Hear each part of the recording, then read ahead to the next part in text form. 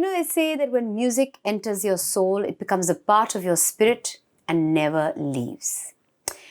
It's amazing how a musician can capture the audience, mesmerize the audience from a small space on stage. Our guest today does that on a regular basis. He mesmerizes the audience and captures the audience because his music comes straight from the heart.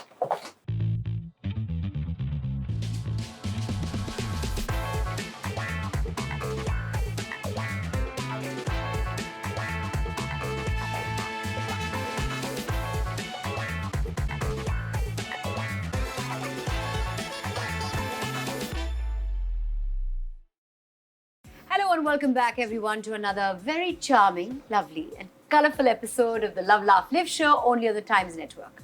I'm your host Mandira Bedi, ready and extremely excited to welcome our guest for today. So today we have with us a musical personality who made his way in the industry with a lot of struggle and now has created his own brand of music. He's entertained the entire nation with super hit songs like Kaise Mujhe, Badtameez Dil and Locha-E-Ulfat and many more. Please welcome the multi-talented, super stylish, extremely melodious and a Bruno Mars fan, Benny Dayal. Thank you so much. Have you ever been introduced as a Bruno Mars fan in your introduction only? No, not in introductions, but mostly people kind of like figure that, it's vibing in the same way. Well, which is your favorite song at the start? My favorite, there's too many of them of his. I think I love his track from the last album called Versace on the Floor. Yes, That's Leave the Door Open. Leave the Door Open now. Yes. I think I'm dying listening to the whole album by him and Anderson .Paak, which is called Silk Sonic. And see, this is like an homage to Silk Sonic, my fans and everything, feeling a little 70s. But I think he's a marvelous musician, marvelous producer, and he's just blowing people's minds every time, going in the opposite direction and making something so unusual become commercial and pop and hit and blockbusters. So now let's move from BM to BD. Oh my God. Okay, yes. Now, restrictions are finally over and you're back to performing on stage. Yes. What does that feel like? It's like breathing again because we were always wearing masks. But I think first feeling I think is I'm absolutely grateful that we all as human beings have crossed and moved forward and dealt with this and come through somewhat successful. Yes. But definitely the struggle is going to be on. Yes. The worst is over, I'd like to think. Yes, worst is over. I hope there is no more worsts coming too. I hope so. But I would definitely say that we are somehow navigating through this really beautifully and hope we all find victory or be triumphant. That's all I can say. So, what is it that you worked on these last? Anything and everything. Like after sitting at home watching TV, like all sorts of OTT platforms for like probably a month, and then you realize, okay, this is getting boring now. And for me, like, I had a little space at home to make music. So I sat down, I was like working, and suddenly my friends, all my old friends who are musicians who live in other parts of the world, like from London, Singapore, Malaysia, they're all musicians making music over there. Like, why don't we do a collab? Why don't we do a collab? Okay, we'll do a cover, we'll do a mashup, or we'll write a song, or we'll make a video. Something or the other from home, somehow just made it happen. And I kept doing a lot of stuff. But what happened was the joy that you get out of, that many days you worked on it, then you're editing it and just putting it all together. You're just creating work for yourself, whether you're getting paid or not. Yes. Your creativity is advancing. It is not getting stuck in one place. Movement forward. Yeah. So for me, that was my thing. And I was like, you know what, I can't tell you guys to do it. I rather keep putting stuff out. And then suddenly, like, a lot of other musicians were like writing to me, saying like, bro, like you're always putting out stuff. Yeah. You're always putting out content. You're always making videos, something or the other. And I was like, yeah, because, like there's nothing else to do, right? Even if I'm like cooking, like I'd make a video and like I'll edit it and sit in the afternoon. Okay, fine, post now. That's it. Then and there, fresh. This love for cooking and everything happened when it was always there? Oh, it was always there. It was always there. So during the lockdown, is it something like, how everybody talked about banana bread? Like, did you also get into baking or doing something different from what you've done before? I'm from Kerala, so I like my Kerala food so much Yes. that I keep trying something or the other from Kerala. Or then what I do is I like working on curries. Like I think the Indian cuisine is the most diverse cuisine in the whole world. In the whole world, It is. and you can quote me on it. I'm just saying, no, it's why I'm saying so is because don't you think so? Like, come on, we have 28 states, correct? 28 states, and how many different types of chawal? There is. I know there How are. many types of khichdis? How many types of gravies? How many types of curries? How many types of, like dal? It's just unbelievable. And we have to be proud of it. And for me, like, that is my quest. My quest is like to just keep trying a little by little. So are you when that time kind permits. of cook like me who opens a book and follows it ingredient by ingredient? No. And you're one of those instinctive cooks. I am instinctive when I make mistakes, Okay. when I cook. But otherwise, I do have a recipe, but I just don't keep looking at it all the time. Yeah, you can improvise on it. You know what you can do to better it. You know. No, there are certain terms like in food now, like when you make say chicken gravy, ghar ka, homemade you make.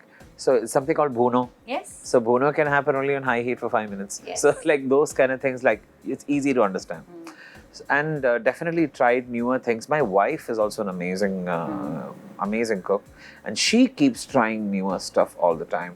I do more Indian stuff and relatable stuff, but she does a lot of new things and she experiments. I just thought of this right now. See, we're going to talk about your wife in the next segment. Okay, That's our I'm love so sorry. segment. No, but I'm I so just want to sorry. say that when Benny Dayal gets in the kitchen and really, really cooks and cooks and cooks, he becomes Bruno Mars. I thought of it just now. In kitchen Bruno Mars. Kitchen stage, Bruno In Mars. stage Bruno Mars. Yes. Chalo, that's good. Right, so on that note, I can sense a great episode ahead, but it's time for a short break. On the other side, we'll talk to Benny about his love life and ask him how he met his wife, Catherine, only on the Love, Laugh, Live show. Stay tuned.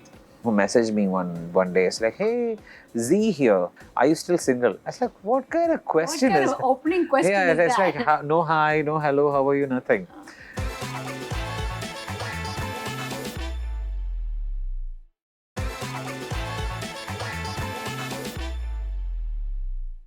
Welcome back to all of you to a segment full of love in the Love, Laugh, Live show only on the Times Network. I'm here with the one and only Benny Dayal, ready to explore what love means to him.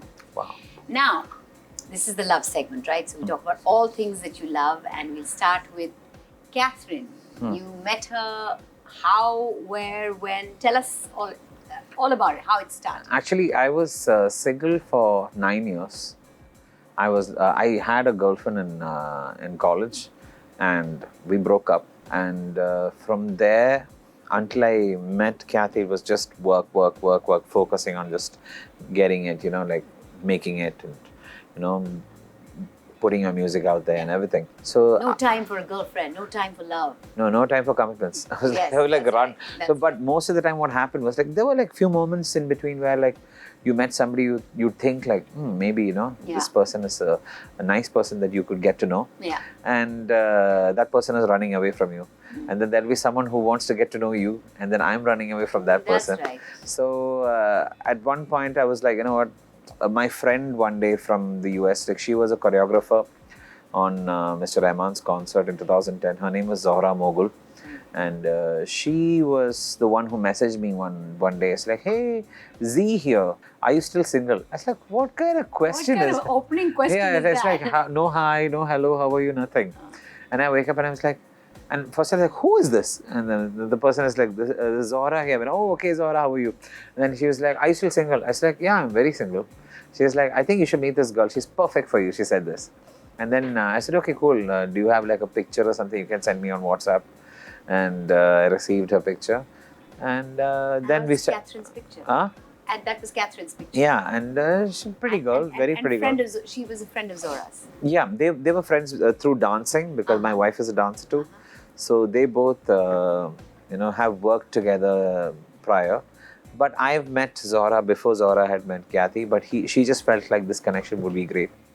And she just introduced us, and then we started talking on Skype at that time. There were not many, video calls other than FaceTime and Skype. So we used a lot of Skype. We Skyped for 6 months. That's amazing. How much after that did you get married? We met finally in 2014 in September, and we got married by June 2016. She moved here after the two of you decided that you are going to be together. That's amazing. Yes, she moved. She made the big move. It's the biggest move, Yes. like to just move yourself all the way from the US to India and just live with you. I think that's the greatest. And she likes it here? She likes it, of course. She loves Bombay a lot.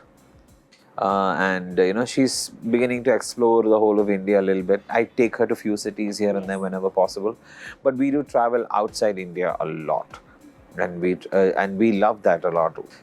She and I, we have a lot of things in common, which is we love to travel, we love food. We like to experience new cultures. And you cook for each other. That's we cook for each other, so it's easy. She likes Indian food, all the different curries. She eats, and she's a very non-fussy person, and she's very adjusting and very non-fussy. She's not very picky about certain things. She's picky about aesthetics. That's a good thing to be picky about. She's picky about aesthetics, and I like that too, because of which, like, there are some things that you can't attain that she will attain for you. So your home, is it all her? Yeah. It's all her? It's pretty much her. Wow, that's pretty much her. Nice. She's got great taste, and she's done the house so beautifully. She's I wouldn't say she's very creative, but I feel like as a person, she doesn't realize how amazing she is. Sometimes. Oh my gosh, Kathy, you're so lucky. This is what he thinks about you. No, I keep telling her. I keep telling you have no clue how amazing you are. That's what I tell her. But but sometimes people are always like they have their way of getting to the place they want to be, and it's their own struggle kind of thing. So sometimes I let her be, but sometimes I just let her know, like, you're actually, she never cooked when we met. So the first time we met in New York, like I say, I want to cook for your friends and you. So I cooked for everybody, did a nice decent meal for everyone, and they were all happy. It tasted great. It was all cooked well. And then she started feeling the pressure. Oh, he cooks, I don't cook. And then she made that a mission. Yeah, she didn't make it a mission actually. She tried for the first time. Oh, full on failure the first time she cooked, like full on failure. And then finally, when she moved to India, we had our first Onam, and we both are from Kerala. Yes. And we had our first Onam, and I missed Onam. Because I was traveling to Austria for a show or something, and I finished the show and I came back, and it was pretty much after Onam. But I came home like around 2 a.m. I went directly to bed. I didn't want to wake her up. I slept in the morning. When I woke up, like the house was like reeking of like coconut oil. Oh. Like how your mom's kitchen smells during Onam time. So then I went and saw like, what's going on? She's like, oh, I'm making Onam Onam Sadhya for you, she did. And she got the banana leaf, and she sourced and she cooked like some 10 or 11 dishes, including payasam, which is our sweet and everything. And I ate for the first time. I was like, you made this? She's like, yeah. And I was like, that's exactly how I said, like, you have no clue how good you are. I told her that. Because like it's passed on. Her mom is an incredible cook. Nice. And she doesn't cook. Doesn't fall very far from the tree. From the tree, exactly. So she wasn't really cooking at the time when you and her met, and when she got into it, it was magic, like just sheer magic. I'm not joking. Now, since this is also the segment of love, we've talked of Catherine. We're also going to talk about your love for biryani. Oh yeah. Tell me about that. Biryani is a state of mind. It is. It is a state of mind. Indeed. Biryani is a state of mind. Yes. And my dad has always told me like how I'm so crazy about biryani. So like when I was growing up in Abu Dhabi, on a Thursday or a Friday, my father would make some amazing biryani. Okay. And then that biryani, like we were kids, right? So we wouldn't eat so much. Yeah. But then I realized like there is so much biryani remaining. I'm eating biryani for 3 days and not even complaining. After That is so. It's like a 4-day state of mind for you. I'm like, this is unbelievable. And then, as I grew up and became an adult, a lot of people told me like, biryani, like if you preserve it properly for like the next couple of days, it'll taste even better. Yeah, always tastes better the next The next day, exactly. So, I was enjoying the whole experience. And then we used to keep coming to Bombay because my dad was raised here in Bombay. He lived in Vadala. And my dad, he took me to this nice restaurant to have some biryani or something like that. And I felt sick. I felt sick. But, people who are scarred in life through just eating the wrong type of food or probably for food poisoning happening to you. But the food is great. It's just that I was a kid and, I was getting accustomed to the weather here in Bombay compared to Abu Dhabi. I didn't agree with you. It was nothing wrong with it. Yeah, no, not with the food. My mom, dad, everybody was fine. That you have to believe because you love biryani so much. Biryani could not have made you sick. Correct, yeah. Yes. So, I think it was prefixed in my brain. So then, but it never scarred me. It never scarred me. My love for biryani actually grew. That is true love because what happens is if there's something that you eat and it makes you sick, then that taste will forever make you sick. Yeah. But you turned it around. You turned it around just because. I was not going to give up on this dish. Like I was never going to give up. You make a good biryani. Yeah, of course. I can make a biryani. I make Mutton, chicken? Both? Anything. Oh. Mutton or chicken. Then we do something called at home we make this thing called the Talisheri fried chicken biryani. So Talisheri. You must also have a vegetarian version since you're a. Yeah, we do. Paneer makhni makes a very good biryani by the way. That's true. That is true. I've heard about it. A lot of people. I'm a vegetarian and I love paneer makhni biryani. Even though it's like a contradiction in terms because biryani is meant to be non-vegetarian. But you know what we do as Malayalis, what we do is when it comes to vegetarians, like we make the biryani with meat definitely, but we do something called ghee rice. Oh. And ghee rice goes great with any type of gravy. There you go. I haven't eaten and my mouth is. Hey! Now, You're the next person I've got new salivating. That's good. Yes, you have. The way you talk about food, that means there is true love. And there's one last love that we're going to talk about, and that's your love for shoes. Oh, yeah. How many pairs do you own? I've never counted. Come on. Acha, ballpark bata do. Should be, I know, as of now, should be probably 250 pairs. You know, we live in Bombay. Yeah. I just want to know where you store them. How do you store them? My wife, she built a nice shoe closet for me, actually. Just for shoes? Yeah. And she has just 2 racks and the remaining is for me. That again is true love. Normally, women have more shoes than men, but that's true. This is the one factor where I have, complete sneakerhead. Always sneakerhead. So wearing classics. Nice pair you're wearing right now. Thank you. Well, that was it with this segment, but the real fun has only begun. In our segment that's up next, we're going to ask Benny about his unique way to interact with girls in school and much, much more. Stay tuned to the Love, Laugh, Live show only on the Times Network. She said like, oh, if you're going for dance class, we're enrolling you for dance class. I was like, oh, what's this? Like all girls, they're like, no. But dude, this is like a dream come true.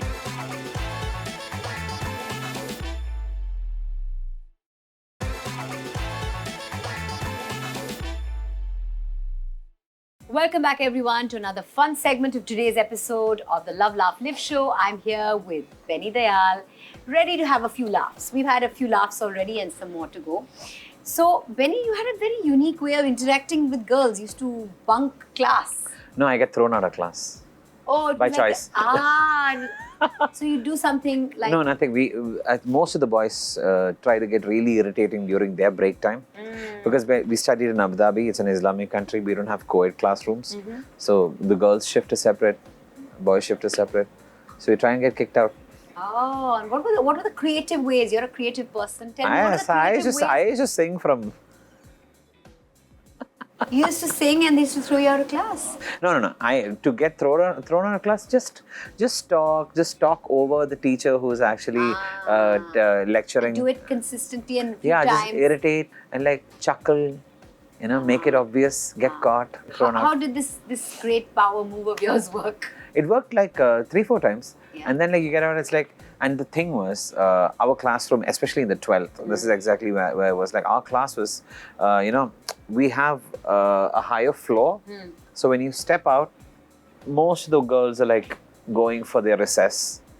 And so you had a timing to when you were thrown out as well. Yeah. So you had to be thrown out at a time there was a particular class, like probably it was a 3rd period or something. You learned Bharatanatyam? Yes. Wow. And actually what you wanted to learn was breakdance. Correct. But then, like, how did you get conned into being in a My Bharatanatyam mom. class?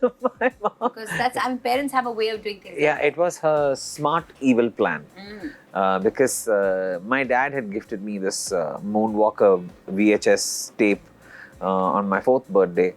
And, I saw this human being dance. Oh. I'm like, what is going on? Like that kind of a vibe. And then suddenly I was all sucked into it. I wanted to dance like him. I was actually aping the moves. My dad was like, hey, there is this competition happening. There's a breakdance competition happening in the club. We had an Indian club over there called India Social Center. So I was like probably 4 or something, and I went and performed Michael Jackson's track "Bad." It had come on in '87. This was in '85. I had the audio cassette, so I practiced the song and everything. I was like dancing at home. And my dad said, "Oh, okay, let's go. Let's see what happens." I got us. I started dancing, and the whole crowd started cheering. And then I won that day. Oh. Yeah. And then it was like a confidence booster for you as a child, The parents knew you had the moves. Yeah, I had the rhythm, on my feet. And then my mum, she said like, oh, we're going for dance class. We are enrolling you for dance class. I was like, wow, I'm so happy. And I went there. It was just, what? I was like, oh, what's this? Like all girls, they're like, no, there's no one guy also has company for me. But dude, this is like a dream come true for you. I was 4. I was 4.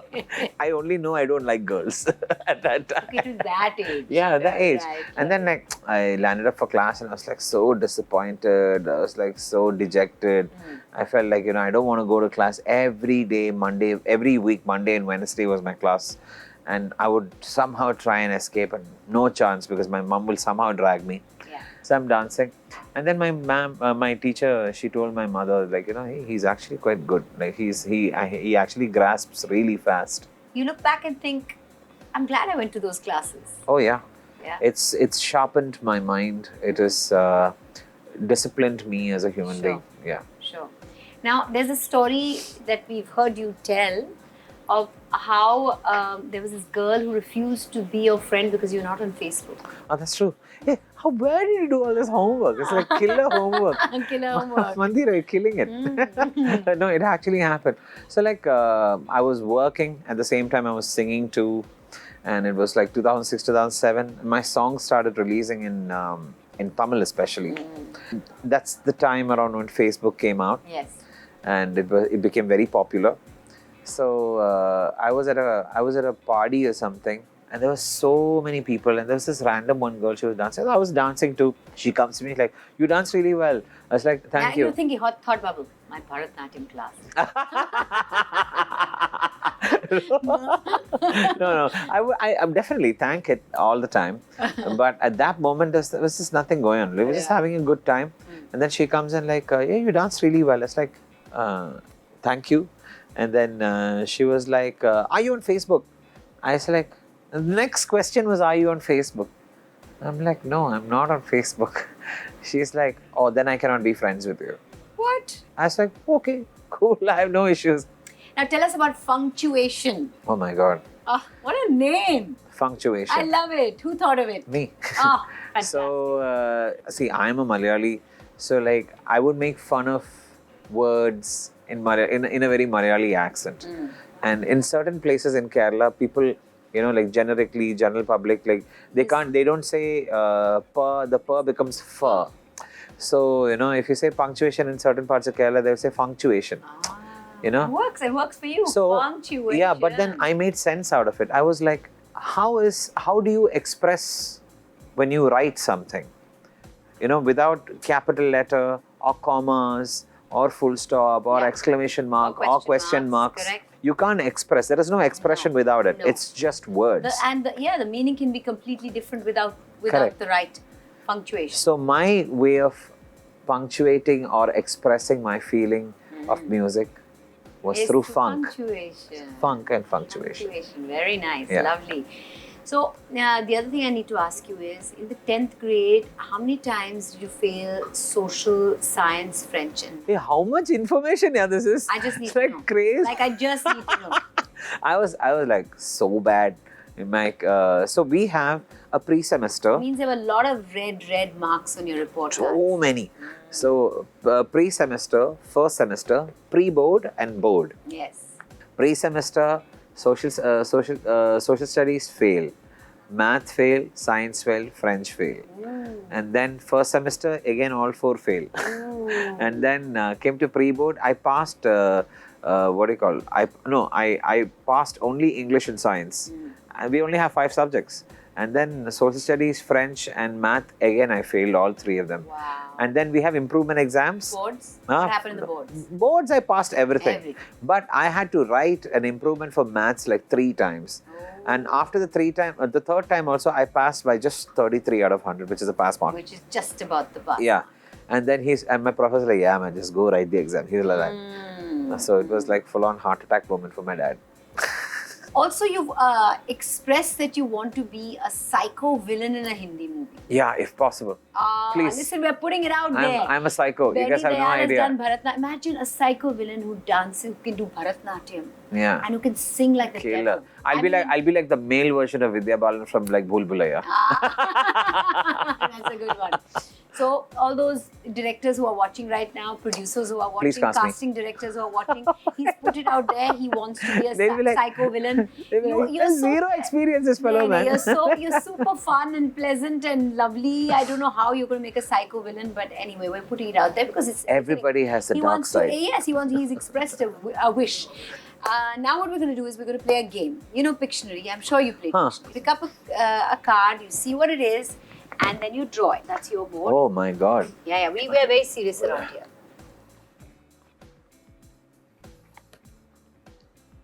Is it 1 word or 2 words? 3 words. Okay. First word. I'm very serious about the game. I like it. Table. Fall. Down. Lower. Up. Below. Under. Ah, very good. Eye. Under. Eye. Under eye cream. Wow!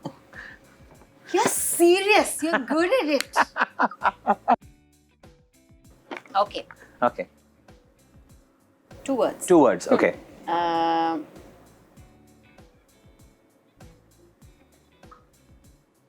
Man. Boy. Hip. Hip. Hop.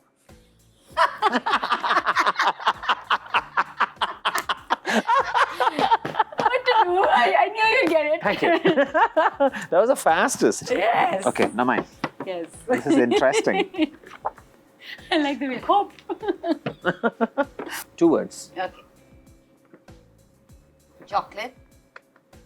Kit Kat. Kit Kat. There's a line with Kit Kat. Share it. I don't know. Kit Kat. Take a break. Break. Break dance. I love it. I love Thank it. you. I love it. Oh, Very good. wow. That was Very like, good. I thought it's either hit or miss. Okay, this one is easy. Super easy. Okay. Banana. This word is Banana leaf. yes. Oh my God. 2 words. Okay. Muscle. Bicep. Bicep, tricep, strong. Fit. Fitness. Fitness. Fitness band. Fitness watch. Wow, you're outstanding. Thank you. You're outstanding. Yes, that's what my teacher also did to me. Send me out of class all the time. Outstanding. Outstanding. Standing out only. Okay.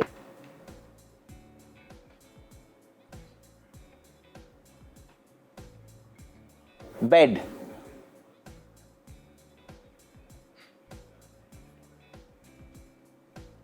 Sheet. Bed sheet. Yeah. Yeah. Very well done. Very well done. On the guessing and the drawing.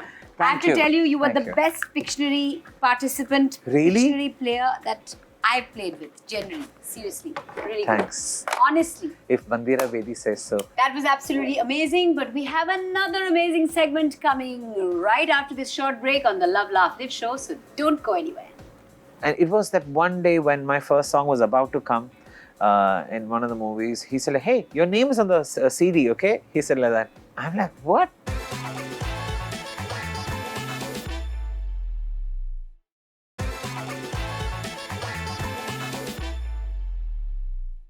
Welcome back, everyone. We're about to begin another entertaining segment on the Love Laugh Live show with Benny Dayal, where we're going to get to know him a little bit better. Let's go back to where it started. You went door to door, even asking for small parts in songs to be in the chorus. Just anything. Tell Give us me about anything. that time and that hustle. It was very, very hard for me. Like struggle. the struggle was like crazy because What age were you at the time? I was 21, 22.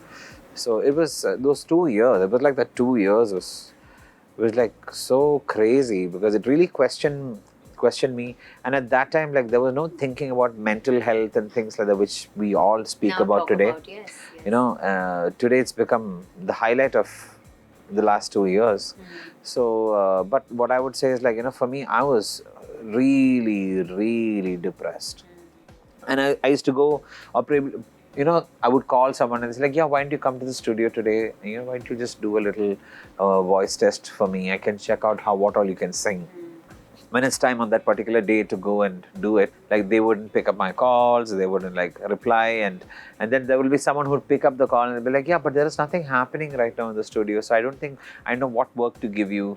That was another one, and I could sense it, like they just didn't want to, like they just really didn't want to take the risk. This is one. There are two instances. One of the instances, like this company was like, but he doesn't sound like that singer, you know. And then like the engineer stops the song and he's like, how can you ever say that to a singer? Yeah, he's not supposed to sound like that singer. Exactly, right? I was not born that person. Yes. That person is that person and he has a voice like that.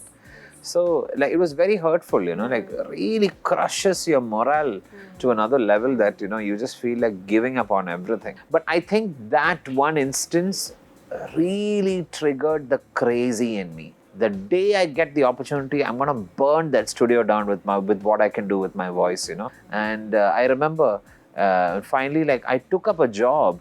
I joined the job. I will tell you details. September 3rd, 2006. HR. Yeah, I took an HR job. Yes. And 3 days later, I get a call from Mr. Rahman's studio. Yes.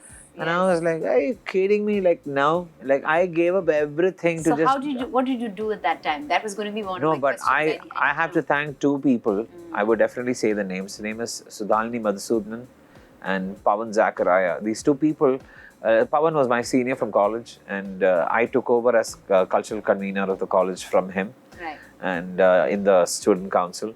And Sudhalini was our boss. And she was like the coolest, but she's like, I know you're going to like leave us and go and you're going to become a musician and all, but till then, you know, like you have to work with us, right? She was like that. And I still remember the day I was leaving, you know, like I got the call at 5 p.m. or something and she's like, you've just joined, your joining date is actually 11 September. I'll start grilling you from then. And then I went for the recording and I met Rahman sir for the first time in person, this much proximity, you know. Yes. A month later is when he actually got to sit down with me and ask me like, what do you sing? What do you do? And he made me sing like for an hour. He just kept made me sing this, sing that, sing this. Can you sing this? Can you sing that? Can you sing this? I kept singing.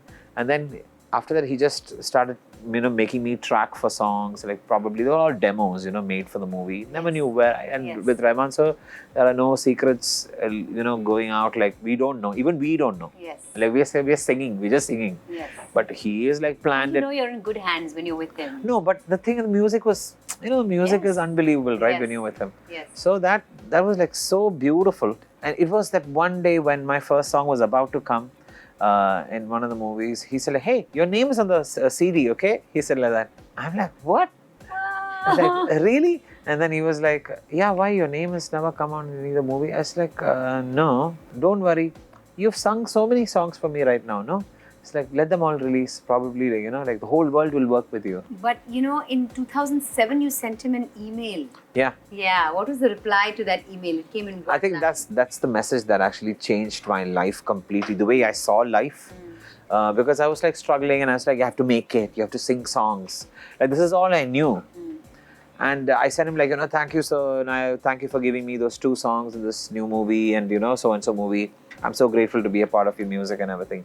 And I still remember the email. He replies saying like, God is great, climb it with humility and patience. And I still hold that quote very close to me, because that's exactly everybody's life, no? We just need a source or a power to be grateful for, one. Absolutely. And second thing is, we need patience and humility, because like we will go through the most weirdest moments, the most toughest moments, and we will be like, we have to still get up, like dust out your pants, and then keep start moving walking forward. again. That is humility. And then patience, which nobody has today. Nobody has patience. I'm telling you, we all study in school in moral science. Patience is a virtue. Is the greatest one. But we don't imply it at all. Not at all, not at all. But there was a time when you were on a school bus and a song played. Oh yeah.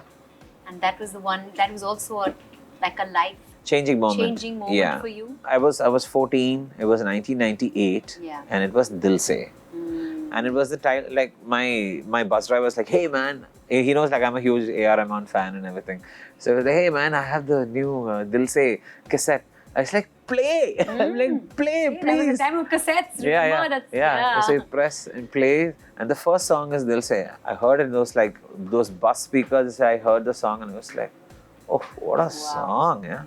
And till You heard this song and you said, this if is music the is so cool, like I want to do this. Like I want to be a part of something like this. I want to just do this for the rest of my life. So that was the But changing yet moment. your father went into a little bit of a cold war with you, saying, yeah. what is this? This is not a career to choose. Yeah, he said it like so many times.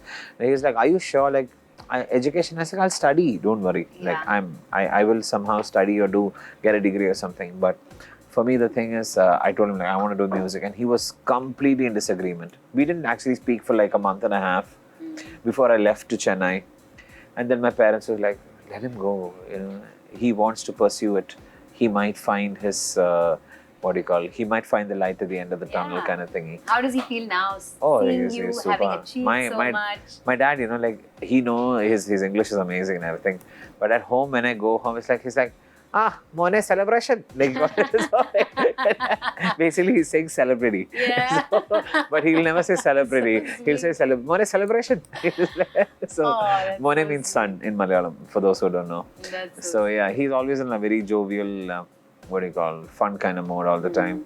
You are somebody who always goes with the opposite trend. You've always believed that there's a trend and then you like to go against the grain. Yeah, I'm always like that. Yes. Like even in a group. So how do you think that works out for you when people like to go in a certain way because this is what's popular and you like to go the opposite way against? Yeah, because for me, like you said, standing out. For me, that's the thing. Like for me, it's just like it's inbuilt in me somehow that I don't want to fit in. I've always been the kind of guy from childhood where kids made fun of me because I was the boy learning Bharatnatyam, dressing up, putting on makeup, like being bullied for that.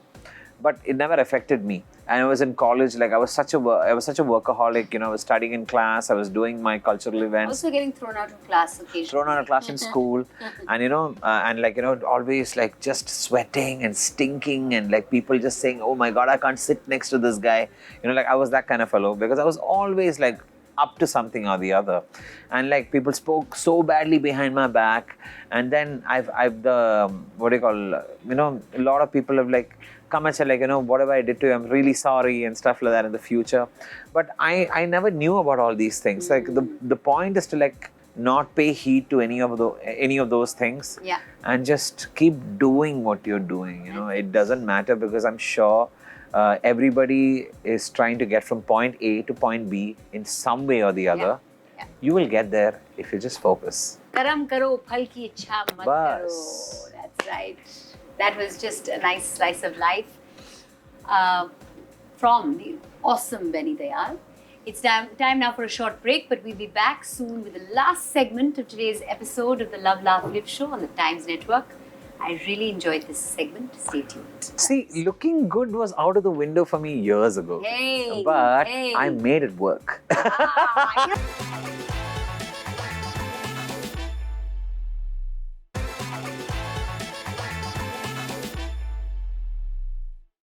Welcome back, everyone, to the last segment of another awesome episode of the Love, Laugh, Live show. I'm here with Benny Dayal, and it's time to ask him some questions in this final segment. Now, you perform virtually, you perform live, physically. Do you always feel this pressure to look good, to look like perfectly groomed at all? See, looking good was out of the window for me years ago. But I made it work. You did! See, let me finish, no? Yes. So I made it work by being well groomed in life. Well groomed. Yeah. Yes. Now, your beard, or the way you keep your facial hair, I don't know what the right term for it is. Manicuring them. Yeah. So, is this a trend, or do you keep changing? No, I don't. It was something. It became this over the years, but now I maintain it like pretty nicely. I normally used to go to the salon most of the time. Now I pretty much stopped since. Yeah, the lockdown taught us so much, No, right? And taught you how to look after yourself. Yeah, I used to do it, but just never had the time and patience. You're traveling in and out. If you got a slot for 45 minutes with your barber, then he'd do a great job for you. But otherwise, now I pretty much do everything myself. Otherwise, who do you trust to do your... Only my barber, but now it's just... One person? Yeah, one person. If that person's not in town or is He's been doing it for 12 years for me. Right. And now I pretty much do it myself. I have all the tools, I have my trimmers. What products do you generally use? I don't use as many products. Like my go-to product is just coconut oil actually. When in doubt. Yeah. Coconut oil is the answer to everything. Yeah, coconut oil and salt and like those little remedies keep your skin very clean. Nice. And of course I use, I've been using, I'm not like a plug-in or anything, but I seriously have been using Philips all my life. There you go. So Philips has another gift for you. Thank you so much. So that, it takes care of all your beard grooming needs. I've seen this product recently. Yes. And I've always wondered. And all our male guests get it, and we also have a gift of Carrera sunglasses, bringing a whole new world of sunglasses to you, for you. Thank you very much. Thank you, means a lot. Benny, I have to tell you, you're the best Pictionary player. You're so much fun, and the way you talk about food, it made me salivate. So I'm just saying, I'm going to come to Catherine, your house, and you're going to cook for me something. Yeah, we can cook a traditional Kerala meal for you. Yes, please. I'm vegetarian. Yes, vegetarian. So all the curries that you can cook that are vegetarian, I'm coming to have them. Yes, for sure. Here's wishing you all the very best. Thank you so much for being a part of this show. I must say, I'm really astounded and surprised and shocked by the way you ask questions. Like you've really dug into so many of my conversations which not many people have heard. And I must say I'm extremely grateful to have been on the show and been interviewed by you. Thank you so much. Benny, thank you so much. Really, thank you so much for being here. Means a lot. Really enjoyed. I hope you guys had fun knowing so much about such a talented personality whose life teaches us to never give up on your dreams. And you should not give up on us either, because even though it's the end of this episode, we'll be back next week and bring you more such amazing names and your favorite celebrities. Until then, this is Mandira Bedi signing off.